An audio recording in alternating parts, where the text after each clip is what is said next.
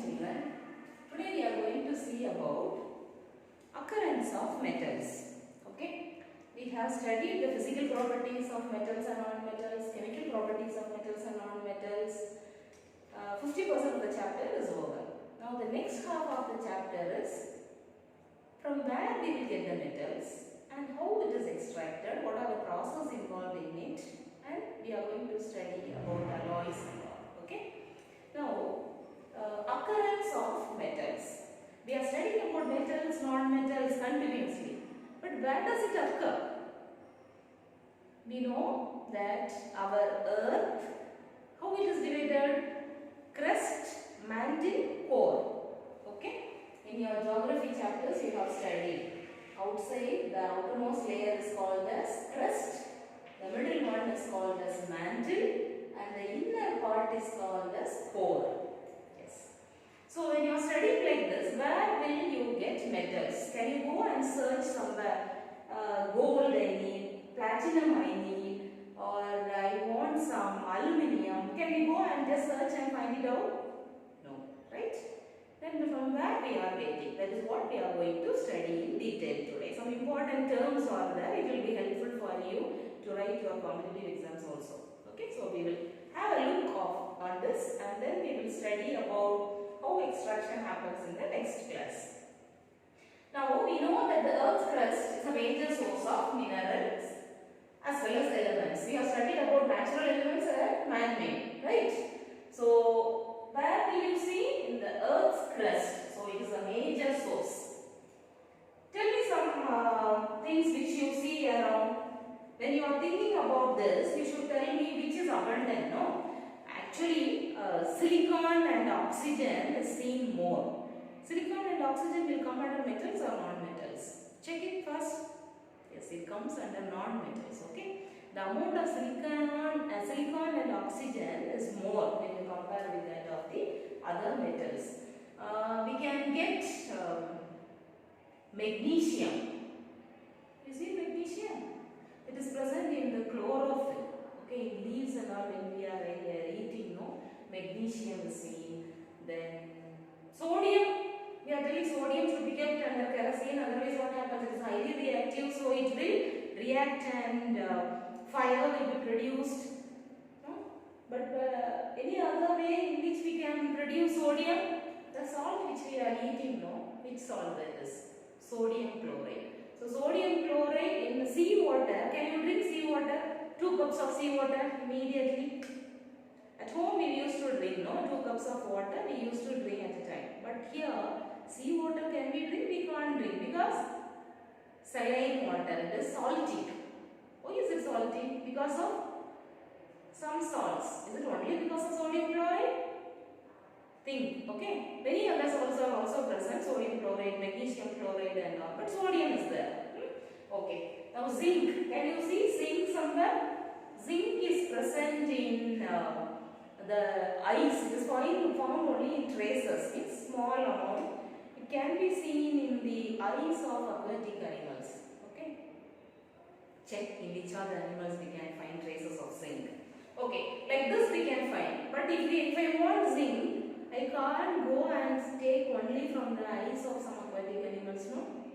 We'll see from where we are getting. Okay. So the first point is, which is the major source? Earth's crust is the major source of minerals. We have studied about the reactivity series and we have studied metals which are placed at the top, no, they are highly reactive. In the middle they are moderately reactive, and if you come down like gold, silver, platinum and all, no, they are less reactive. Okay, metals which are placed above copper, see, they are found only in the form of compounds. They are highly reactive, no? So whoever comes near, no, they will combine with them and they will become a compound. Okay? So metals or non-metals which are placed, metals if you see which are placed above copper, no, they will not be seen in free state, always they will be combined. Then in the middle, they will always combine with oxides, sulfides, sulfates, carbonates. Okay? So when they combine like that, you will get magnesium sulfide, calcium carbonate in that form. Okay. but usually it will be in the form of oxides, because I told you that O is more.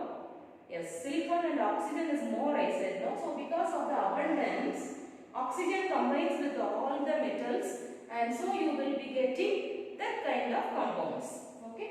And in the bottom, when you come down, as I told you, gold, silver, platinum and all, no, they are less reactive. So these three things you should keep in mind, which is highly reactive, which is moderately reactive, which is less reactive. Tell me, children, what is the definition for minerals? From where will we get minerals? Yes, you have studied in your 7th standard, 7th, 8th also you have studied. What do you mean by minerals? The elements or compounds which occur naturally in the earth's crust. Okay, we are not making it. Naturally we will get minerals. So the elements or compounds which we get naturally from the earth's crust are called as minerals. Okay, so that is one important term. What is a mineral? Then what do you mean by ore? Can anyone tell me quickly what is an ore? See, everywhere minerals are seen. In different states, in different countries you can see. But how we are collecting it is also important, no? We should get some profit when we remove the unwanted things and we get the metals.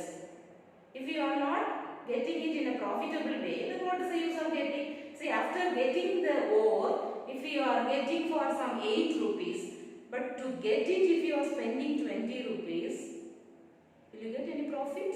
No.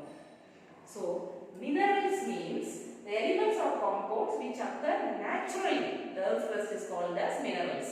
But the ore definition tells that minerals from which the metals can be extracted conveniently and profitably.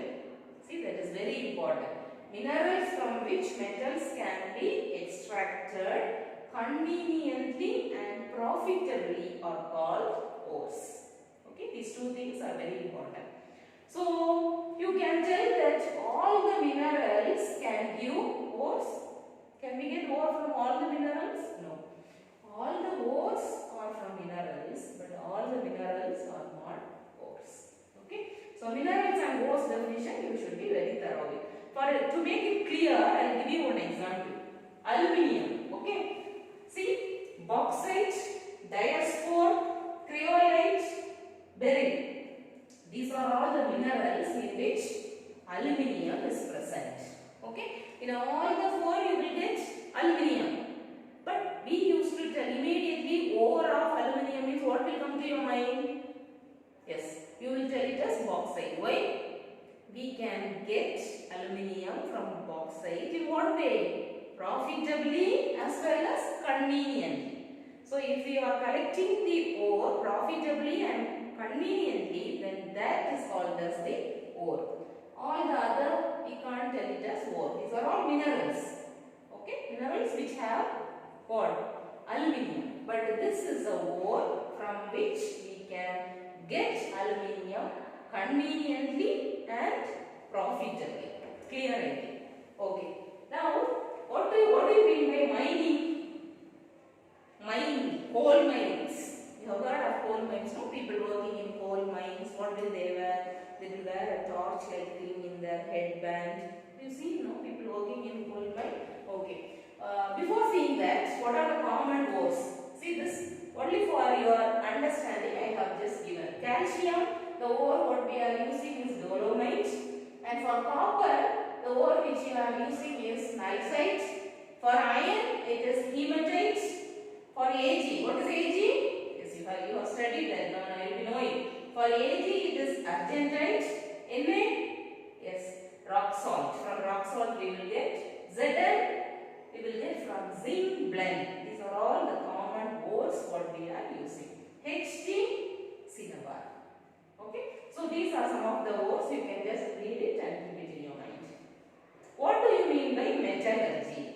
So we know now we have collected the ore from what? From minerals. From minerals we have collected the ores. After collecting the ores, how will we get the metals from them? Ores or most of the metals occur beneath the earth. As I I told, no, that mining beneath the earth's crust, and it should be brought to the surface. That is the reason they will go inside. No, coal mines and all will be very dark. They will go inside and they will get it and come. So that is called as mining. Most of the metals are beneath the earth's crust, and it should be brought to the surface. These people, they will get it and they will bring it, and that is called as mining. For example, coal mines. What do you mean by enrichment? Enrichment means what? Enrichment, new word again. Enrichment, or it can also be called as concentration. Okay. So people are collecting the ore from there and they are bringing it. Do you think that immediately from gold mines, if you are bringing that, can you make jewelry immediately? No. What will be there? It will have a lot of impurities, no? Sand, then some other salt and all, some unwanted things also will be carried with that. That should be removed. So the unwanted things which are seen with the ore, no, that is called as gangue. See here, gangue. The ore mines are contaminated with large amount of impurities, such as oil, sand, etc. And that impurities are called as gangue. Okay, those impurities which we are collecting along with the ore, that is called as gangue. So now our aim is to remove the gangue from that. Okay. So the process, there should be some process to remove that. The process of removing this gangue depends upon the physical and chemical properties of the gangue and ore. So like same like in small classes we study, hand picking, then crushing, winnowing, many process, how to take the grains out from after harvesting. Same way here, from the ores, how to separate the metals, there are some processes depending upon the physical properties and chemical properties. See, if you want to separate oil and water, what will you do? You have seen, no, separating funnel. If you mix oil and water, if you take a separating funnel and if you pour both the things, because of the density, who will come up? Oil will come up and water will come down. Down one knob will be there. If you open that, no, water will come to know. It will be floating oil. So you can separate. If you mix mustard and black gram, both are black in color, but how will you separate it? It's very difficult. So hand picking method we will do. Like that, many processes are there. You have studied about centrifugation. In your 9th standard you have studied, no, chromatography and all. Okay, there are many processes in which it can be separated. Now here there are some processes, but it depends upon the physical and chemical nature of the gangue as well as the ore. Some I have written. If you are really interested, you can check this, and it is very interesting to go through it, how the separation takes place. Okay, gravity separation. Based on the gravity, the ore will come up or down, and the gangue will also be. So separating both ore as well as gangue. Gravity separation. Magnetic separation. One magnetic belt will be used, and in that, those who are having that magnetic power, know that they will come near the belt and the others will go away from that. Like that they can separate. Magnetic separation. Froth flotation is also there. In this process also they will add oil as well as water, and they will add the ore. And what happens? The gangue will be settled down, and this metal, what we are going to get, no, that will come up and it will be in a froth form. It will be floating. So that process is called as froth flotation process. So these are the important terms today we are going to study, and tomorrow we will be studying about the flow chart, in which we will be studying about highly reactive metals, how they can be separated. In the middle, that is moderately reactive